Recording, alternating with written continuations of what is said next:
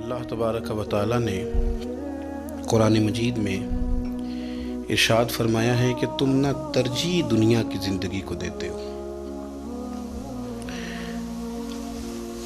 اپنے جینے کو ترجیح دیتے ہو، جینے کے لیے زیادہ کام کرنا چاہتے ہو۔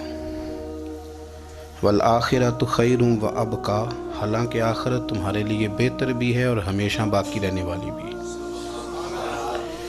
تم ترجیح دنیا کی زندگی کو دیتے ہو، حالانکہ آخرت تمہارے لیے بہتر بھی ہے، والآخرۃ خیر وابقیٰ، اور ہمیشہ باقی رہنے والی بھی ہے۔ انسان اور مسلمان کو یہ حکم دیا گیا ہے کہ اس کی ترجیح دنیا داری نہیں ہونی چاہیے۔ مال، دولت، عہدہ، منصب، شہرت، اس کو ترجیحی بنیادوں پر یہ کام نہ کرے۔ ترجیح اس کی اللہ اور اس کے رسول کی ذات ہے۔ دنیا ضرورت ہے، اس کو ضرورت سمجھے، اس کو اپنے اوپر طاری نہ کرے۔ کمر سیدھی کرنے کے لیے روٹی کھانی ہے، اس کو ضرورت سمجھے۔ بدن چھپانے کے لیے کپڑا چاہیے، اس کو ضرورت سمجھ لے۔ سر چھپانے کے لیے چھت کی ضرورت ہے، اس کو ضرورت سمجھے، لیکن کبھی بھی کسی موقع پر اس بات کو سمجھ لے کہ ترجیح دنیا کو نہ دے، ترجیح آخرت کو، اللہ کی ذات کو۔ ہماری آخرت کس طرح ٹھیک ہو سکتی ہے، آخرت میں کامیاب کس طرح ہو سکتے ہیں، آخرت میں اللہ تعالیٰ کی رضا کیسے پا سکتے ہیں، اس کو ترجیح دینی چاہیے۔ نبی پاک صلی اللہ تعالیٰ علیہ وسلم کے بہت سارے صحابہ بڑی شانوں والے، ایک صحابی کا ہم آج ذکر کرنے جا رہے ہیں جن کا نام ہے حضرت ابو ذر غفاری رضی اللہ تعالیٰ۔ ہمارے صوفیاء تصوف میں ایک جملہ بولتے ہیں کہ تیرا تو فقر ابو ذر ہے، یعنی جن کو صحیح درویش کہتے ہیں نا، صحیح درویش۔ مولا علی شیر خدا رضی اللہ تعالیٰ عنہ فرمایا کرتے، دو ہی تو بندے ہیں جو رب کے رستے میں کسی شے کی پرواہ نہیں کرتے۔ حضور کون سے؟ فرمایا ابو ذر غفاری ہے اور دوسرے علی المرتضیٰ ہے۔ مولا علی فرمایا کرتے یہ نا مسلمانوں میں سے چوتھے یا پانچویں مسلمان ہیں۔ شروع سے ایک سلیم الطبع آدمی، کچھ لوگ طبعاً بڑے نفیس ہوتے ہیں، طبعاً ہی اللہ کی طرف سے شروع سے ہی۔ ان کا جو قبیلہ تھا بنو غفار، وہ راہزنی کرتا تھا، لوگوں کو لوٹ لیتا تھا۔ شروع میں یہ کام کیا، لیکن جب کچھ لوگوں کی چیخیں کانوں میں گئیں تو چھوڑ دیا۔ فرمایا نہیں یار، طبیعت نہیں مانتی۔ اور نبی پاک کا کلمہ پڑھنے سے پہلے ہی بتوں کی پوجا چھوڑ کے رب کی عبادت شروع کر دی۔ لوگ پوچھا کرتے تھے آپ عبادت تو کرتے تھے پر منہ کدھر کرتے تھے؟ فرماتے تھے جدھر وہ کرا لیتا تھا کر لیتے تھے۔ کسی نے انہیں بتایا کہ مکے میں ایک شخص ہیں جنہوں نے اعلان نبوت کیا ہے، آپ کی طرح کی باتیں کرتے ہیں۔ انہوں نے اپنے بھائی کو بھیجا، ان کا نام انیس تھا، پتہ کر کے واپس آئے۔ بھائی کہنے لگے ابو ذر، ان کا نام جندب ہے، اصل میں ذر ان کے بیٹے کا نام ہے اور کنیت سے زیادہ معروف ہیں، ابو ذر غفاری کہلاتے ہیں۔ فرماتے ہیں کہ بھائی نے آ کے بتایا کہ وہ نیکی کا حکم دیتے ہیں، برے کاموں سے منع کرتے ہیں، صلہ رحمی کا پیغام دیتے ہیں، لیکن لوگ سارے مخالف ہیں۔ یہ چیز بھی بڑی کاؤنٹ ہوتی ہے، اسے نہ کاؤنٹ کیا کریں۔ لوگوں کی ترجیحات بدلتی ہیں، صبح کچھ، دوپہر کچھ، شام کچھ، اسے نہ کاؤنٹ کریں۔ انہوں نے اس بات کو کاؤنٹ کر کے بتایا کہ لوگ ان کے جو ہیں نا وہ مخالف ہیں سارے۔ تو حضرت ابو ذر غفاری کہنے لگے مجھے تسلی نہیں ہوئی، میں خود جا کے پتہ کروں گا۔ کہتے ہیں مکہ شریف آیا تو کسی ایسے آدمی سے پوچھ بیٹھا، میں تو کچھ اور سمجھا تھا، وہ کچھ اور نکلا۔ مکے والوں نے بڑا مارا۔ مکے پہنچ کے پہلی جو چیز ملی وہ مار کھانے کی تھی۔ اب میں ڈرتے کسی سے پوچھتا ہی نہ، بھوک بھی بڑی تھی، رہنے کو جگہ نہیں تھی، حرم شریف میں لیٹا رہتا تھا۔ میرے نصیب دیکھو، مجھے ایک شخص نے آ کے ہلایا، کہنے لگے اگر مناسب سمجھیں تو میں آپ کو دیکھ رہا ہوں کافی دیر سے، آپ کوئی پردیسی ہیں، آپ کا اپنا مہمان نہ بنا لوں؟ تو میں نے کہا آپ کا کیا نام ہے؟ کہنے لگے میرا نام ہے علی ابن ابی طالب۔ کہتے ہیں مولا کائنات گھر لے گئے، کھانا بھی کھلایا، جگہ بھی دی سونے کو، خدمت بھی کی، لیکن چونکہ میں تو پہلے ایک سے پوچھ کے مار کھا بیٹھا تھا، میں نے پوچھا نہیں میں کدھر آیا ہوں۔ رات رہے، اگلی رات بھی رہے، لیکن میں نے بتایا نہیں میں کس کام آیا ہوں۔ حضرت ابو ذر غفاری رضی اللہ تعالیٰ عنہ کہتے ہیں خود ہی مولا علی نے پوچھا بتا سکتے ہو کیسے آئے ہو؟ میں نے کہا راز رکھ لو گے؟ فرمایا بڑا کشادہ سینہ دیا رب نے مجھے، تو بات تو کہنے لگے یار میں تو محمد مصطفیٰ کی زیارت کرنے آیا صلی اللہ تعالی علیہ وسلم۔ یہ بے نیاز لوگوں میں سے ہیں حضرت سیدنا ابو ذر غفاری۔ میں حضور کی زیارت کے لیے، حضرت علی کہنے لگے سویرے لے چلوں گا۔ انسان بزدل نہیں ہوتا، ہر انسان بزدل نہیں ہوتا، اور بلا وجہ ٹکراؤ کی پالیسی بنا لینا یہ بھی سیانے لوگوں کا کام نہیں۔ حکمت کے تقاضوں کے مطابق چلنا یہ بھی دلیر لوگوں کا ہی کام ہوتا ہے۔ حضرت مولا علی کہنے لگے صبح لے کے چلوں گا، پر حالات ٹھیک نہیں۔ شرارتی لوگ ہر جگہ ہوتے ہیں، اگر کوئی شرارتیوں کا ٹولہ ملا نا جو کھڑا ہوگا جاسوسی کرنے کے لیے کہ حضور کی طرف کون کون جا رہا ہے، تو میں نیچے جھکوں گا جوتے کا تسمہ ٹھیک کرنے کے لیے، لیکن آپ نے نہیں کھڑے ہونا، آپ نے چلتے رہنا ہے تاکہ کسی کو شک نہ ہو۔ کہتے ہیں اس ترتیب سے حضرت علی مجھے لے کے گئے، میں حضور کی بارگاہ میں پہنچا۔ مولا علی کہتے ہیں بڑے بڑے لوگ سوال کرتے تھے، پر یہ شروع سے سلیم الطبع تھے، مجھے کہہ لینے دینا، جنہوں نے ماننا ہوتا ہے وہ لمبے سوال کرتے ہی نہیں۔ مان جو لیا تو لمبے سوالوں کی ضرورت ہی کوئی نہیں۔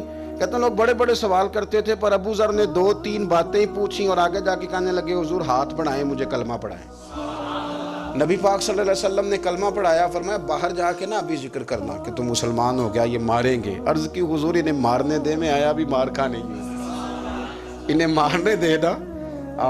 پڑا فلک کو کبھی دل جلوں سے کام نہیں، داغ دلوی نے کہا تھا پڑا فلک کو کبھی دل جلوں سے کام نہیں، اور جلا کے راکھ نہ کر دوں تو داغ نام نہیں۔ ماری تو کھانے آئے ہیں، مارنے دے، کرنے دے زہر جتنا لگانا ہے لگانے دے۔ باہر جا کے اعلان کیا، مکے والوں نے مارا، اتنا مارا کہ بے ہوش ہو گئے۔ پھر کسی نے بتایا کہ تم نے گزرنا بھی ہے ان کے علاقے سے، بنو غفار سے، پھر ان کا پتہ بھی ہے یہ لوگ بڑے سخت ہیں، پھر چھوڑا۔ تبن بڑے جلالی تھے، زاہد مزاج تھے، فرماتے تھے کہ جو تمہاری ضرورت سے زیادہ ہے وہ سارا صدقہ کرو۔ کنز کے معاملے میں ان کا رویہ یہ تھا، صرف حضرت صدیق اکبر کو کچھ نہیں کہا انہوں نے، باقی حضرت عمر جیسے آدمی کو بھی کھڑا کر کے کہہ لیتے تھے یہ مال کیوں رکھا ہوا ہے خزانے میں، بانٹ دے کیوں نہیں سارا۔ اور جناب عثمان غنی رضی اللہ تعالیٰ عنہ کے ساتھ تو باقاعدہ کئی دفعہ اس موضوع پر گفتگو کی۔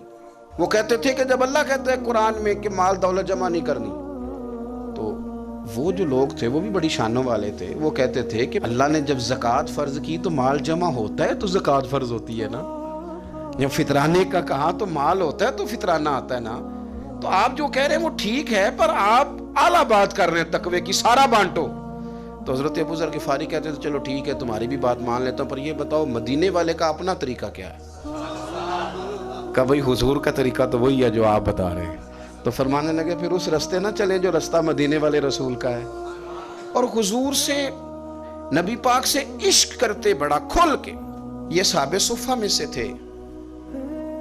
کلمے پڑھنے کے بعد چونکہ طبیعت جلالی تھی تو حضور نے بھیج دیا، فرمایا واپس جاؤ اپنے قبیلے میں تبلیغ کرو۔ واپس گئے، بھائی کو مسلمان کیا، والدہ کو مسلمان کیا، قبیلہ سارا مسلمان کیا، وہیں رہے۔ ہجرت مدینہ کے بعد آئے تبوک کے موقع کے قریب، اور حضور نے اصحاب صفہ میں رکھ لیا۔ نوکری کرتے مدینے والے رسول کی، دلیر آدمی تھے، بڑا قبیلہ تھا، پر ڈیوٹی کرتے، ڈیوٹی خدمت کرتے۔ ایک بیٹا تھا زار اس کا نام تھا، اس کی ڈیوٹی لگائی تم نے میرے نبی پاک کے اونٹ چرانے۔ ڈاکو آئے تو صاحبزادہ اونٹوں کی، اونٹنیوں کی حفاظت کرتے شہید ہو گیا۔ اور یہ انوکھا بندہ ہے جس نے شرط لگائی تھی کہ میں نے کالی سیاہ رنگ کی عورت سے شادی کرنی۔ انوکھا بندہ ہے۔ ایک بیٹی تھی، ایک بیٹا، بیٹا شہید ہو گیا۔ بیوی سے کہا تم نے نبی پاک کے گھر میں خدمت کرنی ہے، حضور کے گھر والوں، اور میں نبی پاک کی نوکری کروں گا۔ حضور کی خدمت کرتے، ہر وقت خدمت میں رہتے۔ اور حضور جب آتے نا، صحابہ صفہ میں یہ شامل تھے جو لوگ دین سیکھتے، حضور جب آتے تو سب سے پہلے آ کے حضرت ابو ذر غفاری کا پوچھتے، بلائیں، اور جب بات کرتے حضور تو بار بار ان کو مخاطب کر کے بات کرتے۔ حضرت ابو ذر غفاری رضی اللہ تعالیٰ عنہ کا نبی پاک سے اتنا پیار کہ ہماری بھی مشکل حل کر دی۔ ابو داؤد شریف میں موجود ہے، ایک دن کہنے لگے یا رسول اللہ صلی اللہ علیہ وسلم، اگر کوئی بندہ کسی سے پیار بڑا ہی کرے پر اس جیسے عمل نہ کر سکے، کوشش کرے کرنا، لوگ ہمیں کہتے ہیں نا جی پیار بڑا، عمل بھی تو کرو نا، بھی کرنا چاہیے، پر انسان ہے نا، غلطی بھی تو ہو ہی جاتی ہے۔ اب ہم عمل نہیں کر سکتے تو تم ہمیں پیار بھی نہیں کرنے دو گے؟ مہربانی کرو، پیار تو کرنے دو نا۔ حضرت ابو ذر غفاری نے کہا، ابو داؤد شریف میں موجود ہے، یا رسول اللہ صلی اللہ تعالی علیہ وآلہ وسلم حضور پیار بڑا کرے پر ان جیسے عمل نہ کرے تو حکم کیا ہے؟ تو حضور نے فرمایا پیار سچا کرے، اللہ قیامت کے دن جس سے محبت کرے گا نا اس کے ساتھ ہی دونوں کو اکٹھا فرما دے گا۔ تو حضرت ابو ذر نے فوراً کہا حضور پھر مجھے آپ سے بھی بڑا پیار ہے، رب سے بھی بڑا پیار ہے۔ فرمایا فکر نہ کرنا، جنت میں اکٹھے ہی جائیں گے۔ اتنی محبت رسول پاک کی ذات کے ساتھ حضور کی نوکری کرنا۔ ایک دن خدمت کرتے کرتے سو گئے، حضور مسجد میں آئے پتہ کرنے کہ ابو ذر آرام کر رہا ہے۔ یہ بھی مزہ ہوتا ہے، خیال رکھنا اپنے درویشوں کا، کیا کھایا کیا پیا کہاں سوئے۔ حضور رات کو آئے، یہ سوئے ہوئے تھے، فرماتے ہیں حضور نے میرا انگوٹھا ہلایا، میں اٹھ کے بیٹھ گیا، حضور بھی میرے پاس بیٹھ گئے۔ اور میں ابو ذر بڑا پیار کرتے ہو؟ سونے آپ کو پتہ ہی ہے۔ کہا یار تو بڑی نوکری کرتا ہے، ایک دن وہ بھی آئے گا جس دن تجھے میری مسجد اور میرے شہر سے جانا پڑے گا، پھر کیا کرو گے؟ تو عرض کی حضور کسی کی طاقت ہے مجھے آپ کے شہر سے نکالے؟ میں تلوار نکال لوں گا۔ نبی پاک نے فرمایا تلوار نہ نکالنا، جہاں تمہیں بھیجا جائے چپ کر کے چلے جانا۔ حضور کب تک؟ فرمایا جب تک اللہ تیری اور میری ملاقات نہیں کرا دیتا، یعنی وصال تک۔ یہ واحد شخص ہیں کہ حضور کے وصال ظاہری کا وقت آ گیا تو فرمایا کوئی میرے ابو ذر کو بلاؤ۔ جب یہ آئے تو حضور لیٹے ہوئے تھے، یہ جھکے نبی پاک کی طرف، حضور میں حاضر ہوں، تو حضور نے پکڑ کے سینے کے ساتھ لگایا۔ میرے رسول پاک صلی اللہ علیہ وسلم کی خدمت میں ایک دفعہ عرض کرنے لگے حضور مجھے صوبے کا گورنر بنا دیں۔ تو نبی پاک نے فرمایا ابو ذر میں عہدے پسند نہیں کرتا، تو تمہیں بھی میں کہتا ہوں عہدہ نہ لینا، تمہیں بھی کہتا ہوں عہدہ نہ لینا۔ فرمایا ابو ذر میں جو چیز اپنے لیے پسند کروں گا تمہیں بھی اسی کا مشورہ دوں گا، تم بندے اچھے ہو پر یہ کام تمہارے بس کا نہیں ہے۔ بڑے زاہد آدمی میرے رسول کریم صلی اللہ تعالی علیہ وآلہ وسلم نے ان کے بارے میں فرمایا جس طرح نبیوں میں حضرت عیسیٰ علیہ السلام ہوئے۔ حضرت عیسیٰ دیکھیں نا، انبیاء میں اللہ تعالیٰ نے ہر قسم کی عظمت نبیوں کو دی۔ جناب سلیمان علیہ السلام کا تو تخت بھی ہوا میں اڑتا تھا، جن تک تابع دار تھے، اور نبیوں میں حضرت عیسیٰ بھی ہیں جن کے پاس گھر بھی کوئی نہیں، شادی بھی کوئی نہیں کی، اینٹ سرانے رکھ کے تکیہ بناتے، ایک ان کے پاس کنگھی تھی اور ایک پیالہ تھا۔ دیکھیں جو بندہ نیک ہو نا وہ بھی نیک ہیں، اللہ کے نبی ہیں۔ آپ اپنا تقوی مسلط نہیں کریں گے، جو وہ کر رہے ہیں وہ بھی مخلص ہو کے کر رہے ہیں۔ حکومتیں جو چلانی ہیں تو وہ کس نے چلانی ہے؟ اگر نیک بندے نہیں آئیں گے تو غلط لوگ آئیں گے، قوموں پہ ظلم کریں، وہ بھی اپنی جگہ ٹھیک ہے، لیکن یہ جو کر رہے ہیں یہ بات بھی اپنی جگہ بالکل ٹھیک ہے۔ ہم پتہ کیا کرتے ہیں، ہم چیزوں کو مسلط کرتے ہیں، ایک دوسرے پر مسلط نہیں کریں چیزوں کو۔ آپ جو کر سکتے ہیں، جو رستہ آپ کو صحیح لگتا ہے اختیار کر لیں، یہی تو ہمارے دین کا حسن ہے کہ سارے رستے واضح کر کے ہمیں دکھاتا ہے۔ حضرت عیسیٰ علیہ السلام نے ایک دن دیکھا کہ ایک بندہ نا انگلیوں کے ساتھ اپنے بال سیدھے کر رہا ہے، تو آپ نے فرمایا یار کنگھی کے بغیر بھی کام چل سکتا ہے، کنگھی بھی خیرات کر دی۔ دیکھا ایک بندہ ہاتھ کا تکیہ بنا کے لیٹا ہے، تو فرمایا اینٹ بھی دے دو کسی کے کام آ جائے گی۔ ایک دن دیکھا کہ ایک بندہ نا یوں چلو میں پانی پی رہا ہے، فرمایا پیالہ بھی رہنے دو، اس کے بغیر بھی کام چل ہی جاتا ہے۔ جناب عیسیٰ کا یہ زہد تھا۔ میرے نبی پاک علیہ السلام نے فرمایا جس نے جناب عیسیٰ کا زہد دیکھنا ہو وہ میرے ابو ذر غفاری کو دیکھے، ان کو دیکھے، یہ دنیا میں جناب عیسیٰ کے زہد کے مطابق چلتے پھرتے، ساری زندگی دولت کو مال کو پسند نہیں کیا۔ جہاں رہتے تھے ایک گورنر صاحب نے 300 دینار تحفے میں بھیجے، تو ایک ہوتا ہے نا بندہ کہتا نہیں نہیں ضرورت نہیں، اور حضور سید عالم صلی اللہ علیہ وسلم نے حضرت عمر سے فرمایا تھا جو خود بخود آ جائے وہ قبول کر لو اللہ کی طرف سے، لیکن ان کا رنگ فقیری والا تھا اور تھوڑا انوکھا تھا۔ 300 دینار آئے تو فرمانے لگے اسے جا کے کہو تمہیں کوئی اور بندہ نہیں ملا دھوکہ دینے کے لیے، میرے گھر ہی مال بھیج دیا ہے۔ فرمانے لگے میرے پاس گدھا ہے سواری کرنے کے لیے، میرے پاس بکریاں ہیں دودھ پینے کے لیے، میرے پاس ایک چادر اضافی ہے سامان میں سے، میں تو ڈرتا ہوں کہ رب کہیں اس چادر کے بارے میں سوال نہ پوچھ لے، اور تم ہو کہ میرے پاس یہ لے کے آئے ہو۔ حضرت عثمان غنی کے پاس جا کے کہا کرتے کتنا لوگوں کے پاس پیسہ آ گیا ہے، ہر بندے کے گھر میں مال ہے، یہ کیا ہو رہا ہے، لوگوں سے کہیں خرچ کریں غریبوں پہ۔ عثمان غنی فرمانے لگے تمہیں تو خوش ہونا چاہیے کہ میرے دور میں لوگ خوشحال ہو گئے۔ آپ فرمانے لگے نہیں، وہ والا رنگ زیادہ بہتر ہے جو مدینے والے نے اختیار فرمایا ہے، کیونکہ کچا رنگ للاری والا چڑھدا تے لیندا رہندا عشق تیرے دا رنگ محمد جدوں چڑھ جائے پھر نہیں لیندا۔ آپ کی طبیعت کے اندر دولت سے بیزاری، حضرت ابو درداء، حضرت ابو موسیٰ اشعری، حضرت ابو ہریرہ رضی اللہ تعالیٰ عنہ، یہ سمجھ لیں ان کے کلاس فیلو تھے، ان کے ساتھ پڑھا تھا انہوں نے۔ حضرت ابو ذر غفاری ان پر بھی جلال کرتے ہیں۔ آپ یقین کریں کہ طبیعت نا ایسے کیف میں آ گئی ان کو پڑھ کے۔ ان کو پڑھا جب کچھ دنوں سے تو کچھ انوکھا، یہ انوکھی وضع ہے، سارے زمانے سے نرالے ہیں، یہ بندے کون سی بستی کے یار اب رہنے والے ہیں، یہ کس طرح کے لوگ ہیں، کیا سوچ ہے۔ حضرت ابو درداء رضی اللہ تعالیٰ عنہ کے گھر کے قریب سے گزرے تو حضرت ابو درداء مکان بنا رہے تھے، کیا جملہ کہا، تڑپ گئی روح۔ فرمانے لگے ابو درداء تجھ سے مجھے یہ امید نہیں تھی یار۔ فرمایا کیا ہوا؟ فرمانے لگے اب تیرا مکان بنانے کے لیے بھی اللہ کے بندوں کی پشتوں پر اینٹیں رکھی جائیں گی، تیرا مکان بنانے کے لیے رب کے بندوں کی پشتوں پر اینٹیں تیرے لیے۔ حضرت ابو درداء نے گردن جھکا لی، فرمایا یار جہاں تو ہے نا تو بالکل ہی ٹھیک کہتا ہے۔ کیوں؟ میرے نبی پاک صلی اللہ علیہ وسلم نے فرمایا اس زمین کے اوپر اور آسمان کے نیچے ابو ذر غفاری سے سچا بندہ کوئی نہیں، ان سے زیادہ سچا کوئی نہیں۔ فرمایا تو ٹھیک کہتا ہے یار، صحیح کہتا ہے۔ حضرت ابو موسیٰ اشعری رضی اللہ تعالیٰ عنہ کو گورنر بنا دیا گیا عراق کا۔ اب حضرت ابو موسیٰ اشعری صحابہ میں ایک بڑے جلیل القدر صحابی ہیں، اور ان کی عظمتیں، رفتیں، بلندیاں کیا کہنا، بڑی گہری دوستی تھی۔ لیکن جب وہ گورنر بن گئے نا تو آپ نے فرمایا بس بھئی اب تو نے عہدہ لے لیا ہے، یہ بندے کو ٹھیک نہیں رہنے دیتی چیزیں، اب تو عہدے میں چلا گیا ہے۔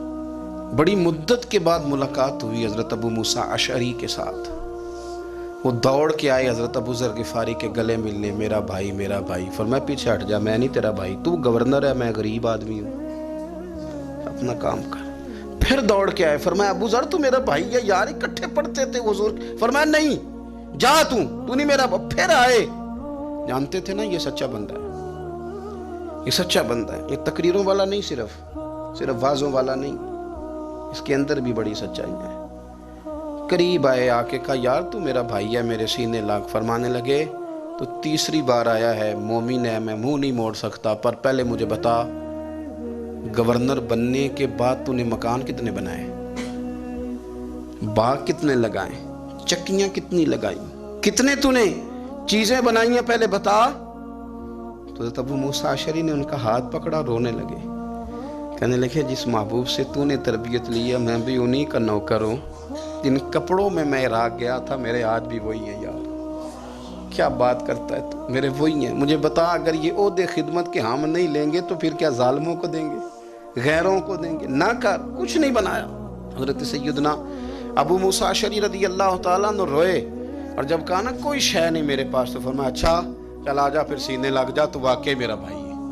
پھر حضرت ابو ذر غفاری نے محبت فرمائی، وہ درویشی، وہ فقیری، وہ سادگی، وہ نورانیت، وہ دل کے ساتھ اندر۔ ہمارے تو بہت سارے لوگ ہیں جو کہتے ہو کہاں لے جانا ہے مال، کیا ضرورت ہے مال کی، ہر وقت مال کی مخالفت کرتے ہیں، لیکن دل ان کا کہتا ہے کہ آئے صحیح کسی طریقے سے، پہنچے صحیح۔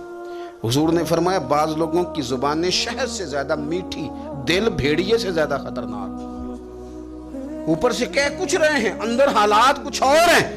لیکن حضرت ابو ذر غفاری رضی اللہ تعالیٰ عنہ دوری دولت سے، آپ فرماتے کیوں ہیں لوگوں کے پاس مال، کس لیے اتنا مال جمع کیا ہے؟ کیا ساری غریبی ختم ہو گئی ہے، غربت مٹ گئی ہے ساری؟ کیوں لوگ مال بناتے ہیں؟ ایک اور آپ کے کلاس فیلو تھے جو بصرے کے گورنر بنے، عبداللہ بن عامر رضی اللہ تعالیٰ۔ ایک صاحب سے ملاقات ہوئی، جناب نافع تائی ان کا نام تھا، تو حضرت ابو ذر غفاری سے وہ بڑے شوق سے ملنے آئے، حضور کے صحابی سمجھ کر کے۔ فرمایا کہاں کے رہنے والے ہو؟ کہا میں تو بصرے کا رہنے والا ہوں۔ فرمایا وہاں میرے ایک کلاس فیلو ہیں عبداللہ بن عامر، کہا وہ تو آج کل گورنر ہیں۔ فرمایا میرا ایک پیغام دے دو گے اس کو جا کے؟ کہا حضور دے دوں گا۔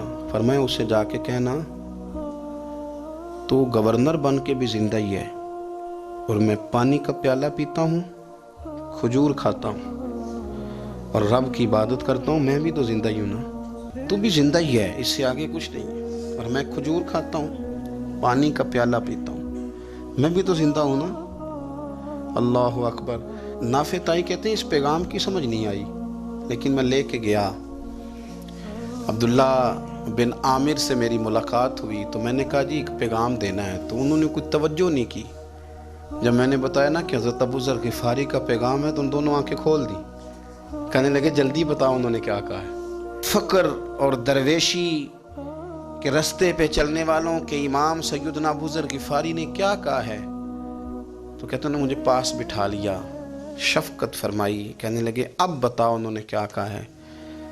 تو عرض کرنے لگے انہوں نے کہا ہے کہ تو گورنر ہے، تو بھی زندہ ہے، اور میں کھجور کھاتا ہوں، پانی پیتا ہوں، رب کو یاد کرتا ہوں، میں بھی تو زندہ ہی ہوں نا۔ کہنے لگے ایک دفعہ پھر کہا انہوں نے کہا تھا کہ میں کھجور کھاتا ہوں، پانی پیتا ہوں، عبادت کرتا ہوں، میں بھی تو زندہ، کہا ایک دفعہ پھر کہتے ہیں تیسری دفعہ کہا تو وہ اتنا روئے کہ انہوں نے چادر میں منہ چھپا لیا۔ کہنے لگے یار وہ ٹھیک ہی کہتا ہے، وہ صحیح کہتا ہے، اتنا مال، اتنے عہدے، اتنی چیزیں، اتنا کچھ جمع کر کے رکھا ہے، ان کا حساب دینا، ان چیزوں کی اللہ کے حضور کیا عذر پیش کریں گے، کس طرح رب کی بارگاہ میں بتائیں گے، کیا وجہ تھی، کن چکروں میں ہم نے زندگی گزار دی۔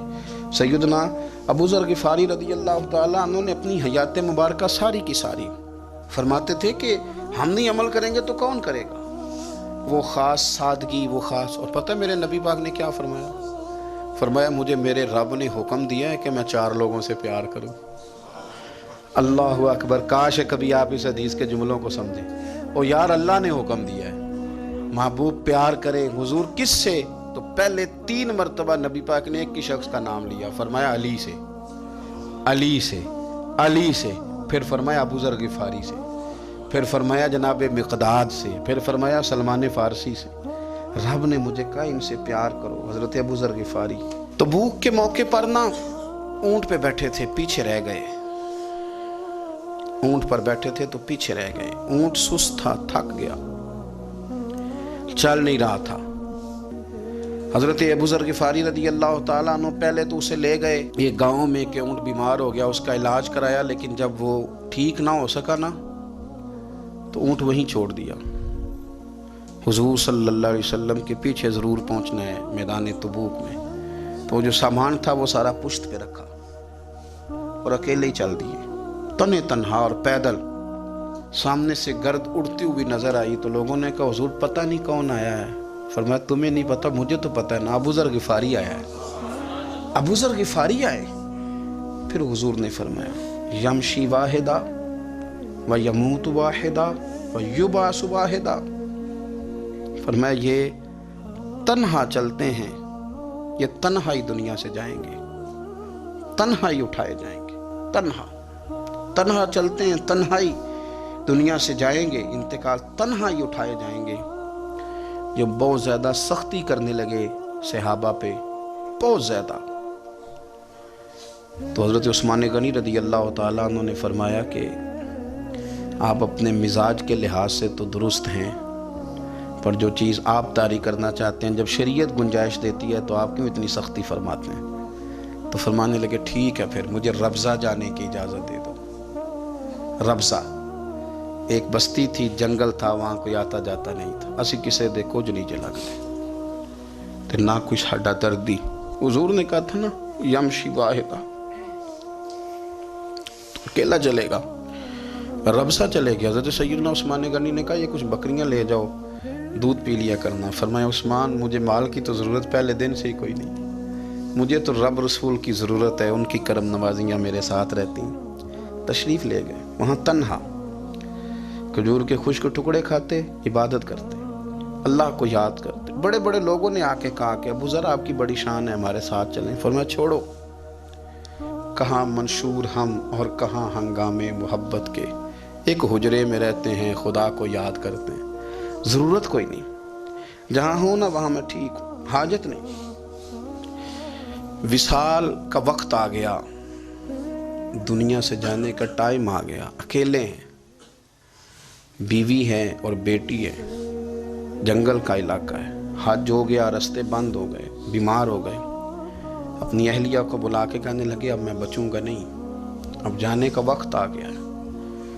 میں نے فقیری جو حضور کی دیکھی تھی اس میں نے وقت گزارا ہے، اور دیکھ میں جا بھی فقیری میرا ہوں، لے سجدہ سا توڑ دی پائی، جان بھی دیتی تیرا تیرے، اب جانے کا وقت ہے۔ تو اس طرح کرنا، اگر تیرے پاس کوئی کپڑا ہوا تو مجھے کفن دے دینا، نہ ہوا تو اللہ کے سپرد کر دینا۔ کہا ہم 2 عورتیں ہیں، جنازہ، غسل، کفن، فرمایا رب جماعت بھیجے گا میرے لیے، لوگ آئیں گے، میرے نبی پاک نے مجھ سے وعدہ کیا تھا آئیں گے نا لوگ۔ تو اہلیہ کہنے لگی ابو ذر آپ کو کیسے پتہ ہے کہ آپ اس صحرا میں انتقال کر جائیں گے، اللہ شفا دینے والا ہے۔ فرمانے لگے ہم 3-4 لوگ بیٹھے تھے تو حضور نے فرمایا تھا تم میں سے ایک شخص صحرا میں اکیلا انتقال کر جائے گا، وہ میرے جتنے باقی ساتھی تھے وہ سارے انتقال کر گئے، اب میں اکیلا ہی بچا، مجھے پتہ ہے وہ میں ہی ہوں، تو تم دیکھنا تمہیں کوئی نہ کوئی مل جائے گا غسل کفن کے لیے۔ آپ کی اہلیہ کہتی ہیں کہ میں اٹھی، کبھی دوڑ کے میں باہر جاتی، سڑک پہ جا کے دیکھتی کوئی گزر رہا ہے، پھر میں آ کے کہتی حج ختم ہو گیا ہے، راستے بند ہو گئے ہیں، کون آئے گا جنگل، پھر میں آ کے ان کی تیمارداری کرتی، پھر اٹھ کے جاتی، پھر میں آ کے تیمارداری کرتی۔ اچانک میری نظر پڑی تو ایک چھوٹا سا قافلہ آ رہا تھا، اس قافلے میں چند لوگ تھے اور سب سے بڑھ کر صحابی رسول حضرت عبداللہ ابن مسعود بھی تھے۔ میں نے ان کو اشارہ کیا تو وہ دوڑے آئے، کہنے لگے بہن کیا ہے؟ میں نے کہا یہاں ایک شخص ہے، تمہاری تھوڑی سی ضرورت ہے اس کو۔ حضرت عبداللہ ابن مسعود کہنے لگے کون ہے بی بی؟ کہتے ہیں میں نے کہا کہ وہ ابو ذر غفاری ہیں۔ کہتی تڑپ کے روئے عبداللہ ابن مسعود، تڑپ کے کہنے لگے ابو ذر میرے نبی پاک کا پیارا، میرے ماں بھی اس پہ قربان، میرا باپ بھی قربان، کدھر ہے جلدی بتاؤ۔ کہتی میں لے آئی، 4-5 لوگ تھے وہ، تو سیدنا ابو ذر غفاری کہنے لگے عبداللہ میرا وصال ہو جائے گا لیکن یاد رکھنا میری بیوی کے پاس کفن کے لیے کپڑا موجود نہیں، وہ لہو سجنا سا توڑ ہی نہیں پائی، جان بھی دیتی تیرا تیرے، کفن کے لیے کپڑا نہیں ہے، لیکن تم میں سے نا وہ بندہ کوئی کپڑا نہ دے جو کبھی کسی سرکاری عہدے پہ رہا ہو، وہ بندہ میرے کفن کے لیے کپڑا نہ دے کسی سرکاری عہدے پہ رہا ہو۔ ایک انصاری جوان کہنے لگا ابو ذر میں کبھی کسی عہدے پہ نہیں رہا، اگر آپ میری چادر قبول کر لیں کفن کے لیے تو میں ٹھیک ہے، میں نے نا حضور کے طریقے پر زندگی گزاری ہے، چپ کر کے میرا جنازہ پڑھ دینا اور مجھے کہیں اور نہ لے کے جانا، اسی کسی دے کچھ نہیں لگ دے تو نہ کوئی ساڈا دردی، یہیں کسی صحرا میں جنگل میں یہیں قبر کھود کے مجھے دفن کر دینا، مجھے جانے نہیں ہے کسی جگہ۔ حضرت عبداللہ ابن مسعود رضی اللہ تعالیٰ عنہ نے جنازہ پڑھایا، اور اس درویش کو جو 5ویں یا 4تھے مسلمان ہیں ان کو وہاں دفن کیا۔ جب خبر پہنچی نا مدینے تو سب سے زیادہ آنسو مولا علی نے بہائے، سب سے زیادہ حضرت علی نے۔ لوگوں نے کہا اتنا کیوں روتے ہو؟ فرمایا 2 ہی تو بندے تھے جو اللہ کے راستے میں کسی کی پرواہ نہیں کرتے تھے، اب ایک ہی رہ گیا ہے۔ کہا حضور کیا مطلب؟ فرمایا 2 ہی تھے، ایک ابو ذر اور ایک علی، اب اکیلا علی تو رہ گیا، وہ چھوڑ کے چلے گئے۔ حضرت سیدنا ابو ذر غفاری رضی اللہ تعالیٰ عنہ اس عظیم شخص کا نام ہے، سردار قبیلے سے تعلق تھا، بڑے بہادر تھے، پر حضور کو فقیری میں دیکھا تو پھر زندگی اسی فقیری میں گزارتی، اسی فقیری میں، اسی طریقے میں وفا کر کے نا اسی رنگ میں گزار دی، انہی نقشوں پہ رہے۔ اگرچہ جائز تھا، بڑے بڑے لوگ تھے، بڑے بڑے لوگ تھے، حضرت عبد الرحمن ابن عوف بڑا مال تھا، حضور نے ان کو جنتی کہا، ان کے پیچھے نماز پڑھی، سب ٹھیک تھا، پر فرماتے تھے یار میں انکار نہیں کرتا، پر میرے نبی نے فقیری کی، حضور نے ایک وقت کھایا ایک وقت بھوک کاٹی، تم کس طرح بھر بھر کے پیٹ کھاتے ہو، تم کس طرح اتنی آسانیاں دیکھتے ہو۔ حضرت ابو ذر غفاری فرماتے تھے مجھے میرے نبی پاک نے 6 باتوں کی وصیت کی تھی، اپنے بچوں کو بھی بتاتے تھے، دوستوں کو بھی، 6 باتوں کی حضور نے وصیت کی تھی۔ سب سے پہلے حضور نے فرمایا تھا ابو ذر مسکینوں سے محبت کرتے رہنا۔ دوسرا نبی پاک صلی اللہ علیہ وسلم نے فرمایا تھا جب بھی دیکھنا نیچے والوں کو دیکھنا، اوپر والوں کو نہ دیکھنا، مالداروں جاگیرداروں پہ توجہ نہ کرنا، ذہن خراب ہوگا، نیچے دیکھنا، غریبوں کی طرف توجہ رکھنا۔ تیسرے نمبر پر نبی پاک صلی اللہ علیہ وسلم نے فرمایا تھا ہر حال میں حق بات کہنا اگرچہ وہ کڑوی ہو۔ چوتھے نمبر پہ میرے محبوب نے فرمایا تھا اللہ کے معاملے میں کسی کی پرواہ نہ کرنا، کوئی کیا کہتا ہے کہتا رہے، تم رب کے رستے پہ چلتے رہنا، ملامت کی پرواہ نہ کرنا۔ اور پانچویں نمبر پر میرے نبی پاک نے مجھ سے کہا تھا اگر رشتہ دار تجھ سے تعلق توڑیں بھی نہ تو جوڑ کے رکھنا، صلہ رحمی نہ چھوڑنا۔ اور چھٹے نمبر پر حضور نے فرمایا تھا اللہ کے عرش کے خزانوں میں سے خزانہ ہے لا حول ولا قوت الا باللہ العلی العظیم۔ حضور نے فرمایا اسے پڑھتے رہنا، اسے کبھی نہ چھوڑنا۔ اے اللہ ان نیک اور پاک لوگوں کا صدقہ ہمارے دلوں کو تقویٰ عطا فرما۔ آخر دعوانا الحمدللہ۔